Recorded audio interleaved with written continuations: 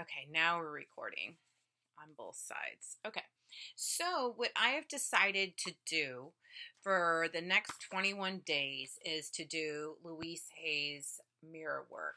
It's a 21-day program so that you could have a deeper relationship with yourself, deeper relationship with others, so that you could have a more rich and meaningful life. And we do this by each day she has a task that you go through, and it's an exercise. And I highly recommend you get your own book. That way you can follow along with me. That way, if there are some things that you would like to hear again, or maybe you want to make notes, or maybe you want to go back to it a later time, this would be great also, because those who buy the book inside, she has daily meditations. So for each of the 21 days of the Mirror Work program, there is a guided meditation. And when you buy the book, she gives you the downloads on how to go ahead and get to that information and download it. I will not be providing the meditations only because we need to be able to support the author by purchasing her book. Another book that I'm going to be using along the way, doesn't have a cover, is You Are What You Think by David Stoop. And I wanted to combine these two books, and I might have other resources too. There are reasons why we don't love ourselves or love ourselves deeply or have a really deep relationship with ourselves. And so part of that is what we think. A lot of us have been shaped by our life experiences. And not only that, but by our belief system. So for you that are not aware, by the time we are 4 years old, we have 90% of our unconscious belief system already in place. So by the time we're 4, we are in a theta brain state until we're about 5 or 6, which just means that we're just massive sponges. We're taking things in from our environment. We're listening to our parents, our grandparents, the TV, the social cues that are going around, and we're taking all that information as solid, as gold. Like, this is what it is. So if we hear things going on in the family and upsetness and stuff like that, we take it as, oh, this is a belief, you know. And then so by the time we're 12, we have 95% of those beliefs intact. And when you look at, we only operate from 5% of our conscious mind. 95% of that is all subconscious. So when we are typing away and stuff like that, you know, we are bombarded by all these thoughts, all these memories. I believe it's, we have 10,000 thoughts a day, something like that. And so when you look at that, we're mostly driving from an unconscious point of view, you could understand a little bit more about how we work and what gets in our way of loving ourselves fully. So my intention is to go ahead and every day for the next 21 days incorporate information from both books plus experiences, and give you guys an opportunity to chat and come online and leave comments and pose discussions. And this is just to kind of help facilitate that deeper, loving, more meaningful relationship that you can have with yourself and with others. So with that, we're going to start today, and it's called Loving Yourself. And so what she says is it's so important to love yourself. Mirror work can help build the most important relationship of your life, and that is the relationship with yourself. And so before I continue with that, I'm going to jump to the other book because I read this years ago. So it's like loaded with all my red lines of, you know, important things that were just like huge aha moments for me. And so I just wanted to share like some of the most important things in here. When it says that, our the most important relationship we have is with ourselves. Well, one thing that can get in our way is success. How do we define success? And so, the one thing from a human perspective that seems to make the difference between those who succeed and those that don't is an attitude. No matter who you are, attitude really is everything. And it's really what makes the difference of every aspect of life. So, for attitude, I would have to say perspective. What is your belief system? Um, we can clearly see the issue in someone else. Just doesn't seem to be that evident or important when we look at ourselves. Or if we do recognize a problem with our attitude, it just frustrates us because we don't know what to do to change it. And just like I had said, all too often our attitudes are the byproduct or experiences of an in and out of control world. Children from fractured homes feel divided and powerless. How can a child possibly keep track of 4 sets of grandparents and all the step relationships with an ever-changing family structure? Too many children grow up in a chaotic world and know they are out of control. So that kind of feeds these emotions that we have. Understanding our emotions. Love is the emotion that always moves us towards something or someone. The movement of anger is not only toward, but also against someone or something. Anger is a separating emotion. The movement of fear is always away from someone or something. So anger and fear are emotions that are opposite in direction and have been called the emotions that trigger the fight or flight. So fear prepares you to take flight and to move away from a threat. Both anger and fear are reactions to the threat. Interesting what takes place physiologically inside the body when someone is angry is identical to what happens when you're in fear. The difference is the perception of the threat or how you see that threat. Let's see here. So we respond in one or two ways when we are confused by our feelings and emotions.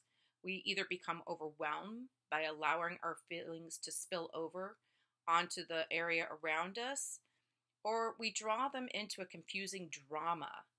That's usually a trigger. Or we become over-controlling, holding a tight rein on any expression of our feelings or emotions, while also attempting to be careful to control everything that goes on around us. When we are overwhelmed by our world, we retreat into something that often appears safe, a place to hide. So sometimes we want to go ahead and escape. And when we get triggered and we're in that state of triggeredness and drama, it is important to pull away and recognize that you're hurt or that you're angry or that you're overwhelmed or that you're frustrated. You need to be able to validate those points to yourself. Oftentimes, we have all grown up and we have never been validated. Okay, we've been told to get over it. We've been told to deal with it, to move on.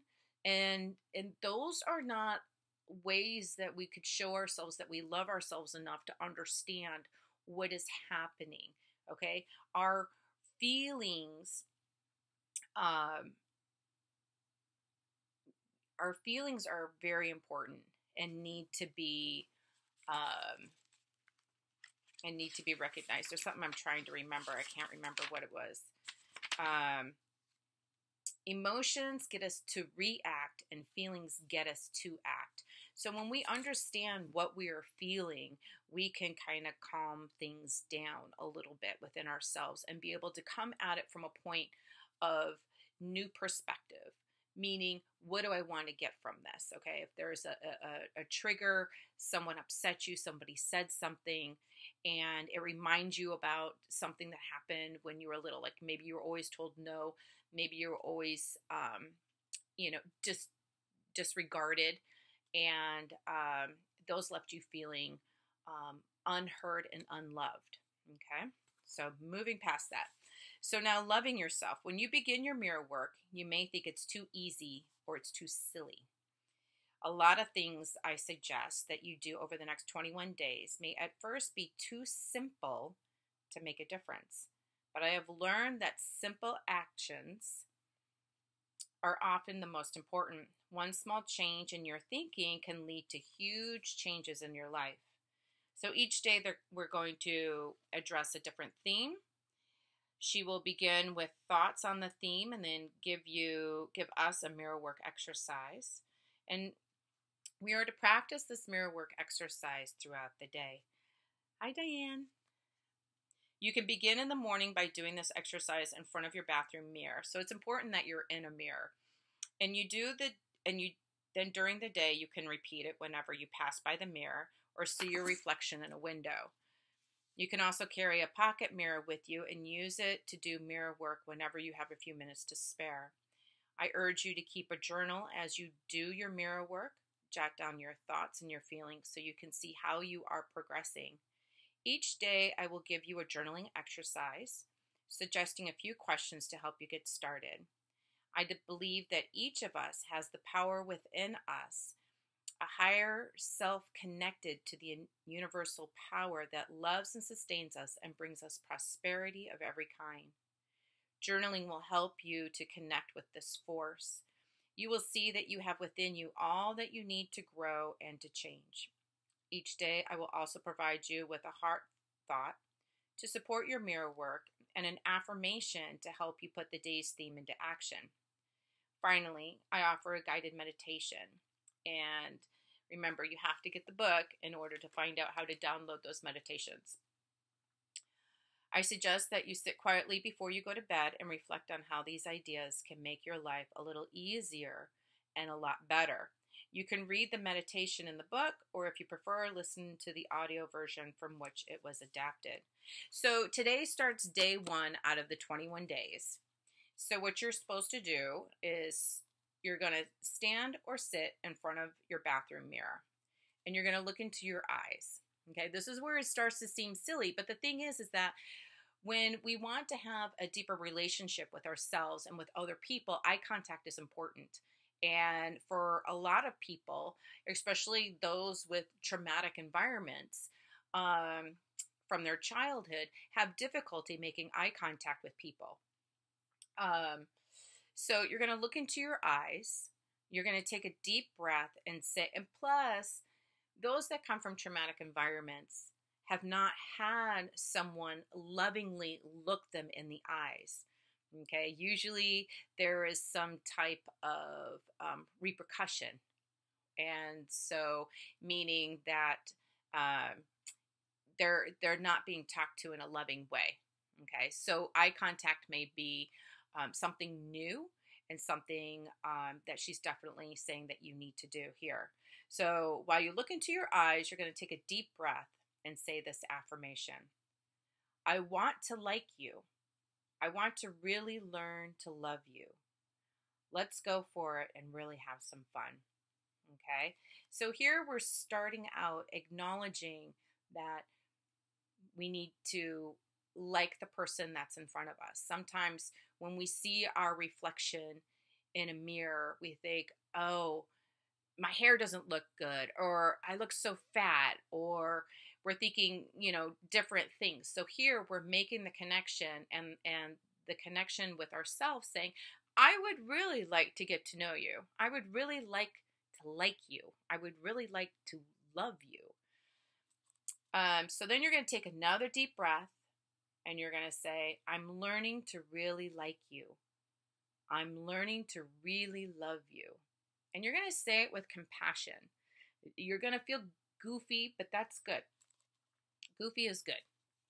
It's an okay feeling to have, okay? This is the first exercise, and I know it can be a little challenging, but please stay with it. Keep taking deep breaths, look into your eyes, and use your own name as you say, I am willing to learn to love you. And then insert your name. I am willing to learn to love you. Throughout the day, each time you pass by a mirror and you see your reflection, please repeat these affirmations, even if you have to do it silently. At first, when you do mirror work, you may feel silly or stupid repeating the affirmations. You may even be angry or want to cry. That's all right. In fact, it's quite normal. And you're not alone. Remember that I'm right here with you, and I've been through this too. And tomorrow is a new day. So, the power is within you. Day 1, your journaling exercise. After you finish your morning mirror work, write down your feelings and observations. Did you feel angry, upset, or silly? Then in about 6 hours, you're going to write down your feelings and observations again. Because once we start to notice things, now we're drawing attention to it. And things start to change, or we start to feel different. We might feel a little uncomfortable. We may feel a little vulnerable. We may feel a little anxious. We may also feel very happy. For some people, this could be the validation that they have finally needed, or the step in the right direction for them. So you could feel a range of things. So she's pointing out that, after you do it in the morning, you're going to go ahead and journal. How do you feel? How does it make you feel?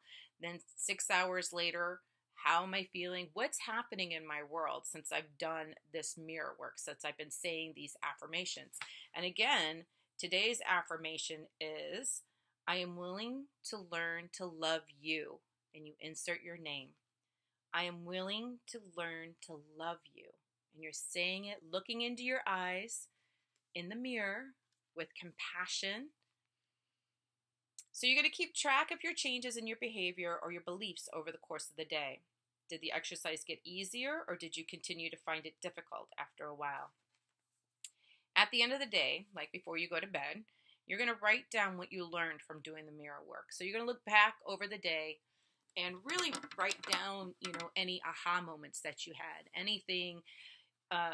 Maybe, you're writing down how hard it is. Maybe you're writing down how wonderful it is. So here's your heart thought for today. I am open and receptive. If we do mirror work to create good in our lives, but there's a part of us that doesn't believe we are worth it, we are not going to believe the words we are saying as we look into the mirror. We will reach a point at which we start thinking, mirror doesn't work, the mirror work doesn't work. The truth is, the perception that the mirror work doesn't work has nothing to do with the mirror work itself or the affirmations that we say. The problem is that we don't believe we deserve all the good that life has to offer. If that's your belief, then affirm, I am open and receptive. This is all about taking baby steps, okay? So your meditation today, if you download the audio, looks like they're going to give it to me here. Okay, so here's the meditation. So, sorry for all the moving. So I want you to take a deep breath in and exhale. You can leave your eyes open or closed. Some people do better with their eyes open. Some people do better with their eyes closed. And just notice the rise and fall of your abdomen as you take these deep breaths. And I want you just to listen to what I have to say. Each one of us has the ability to love ourselves more. Each one of us deserves to be loved. We deserve to live well, to be healthy, to be loved and loving, and to prosper. And that little child within each of us deserves to grow up into a wonderful adult. So, see yourself surrounded by love. See yourself happy and healthy and whole. Take a deep breath in and exhale.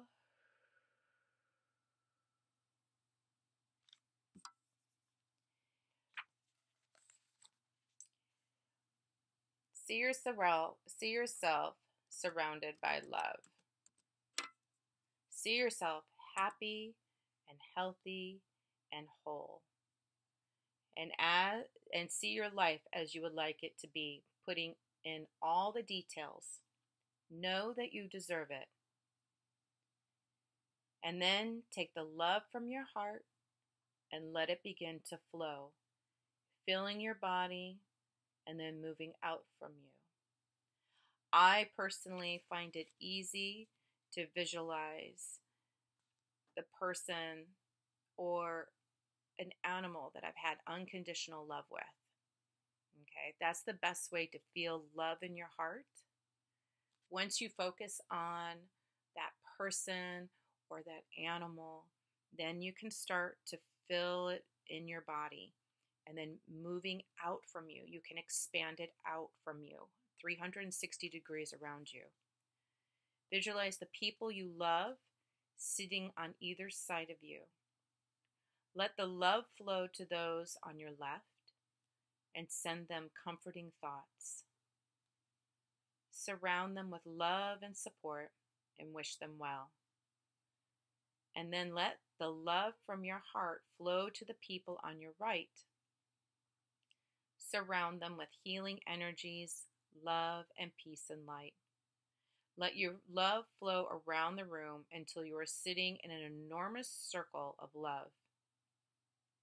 Feel the love circling as it goes out from you and then comes back to you multiplied. Love is the most powerful healing force there is. You can take this love out into the world and silently share it with everyone you meet. Love yourself, love one another, the planet.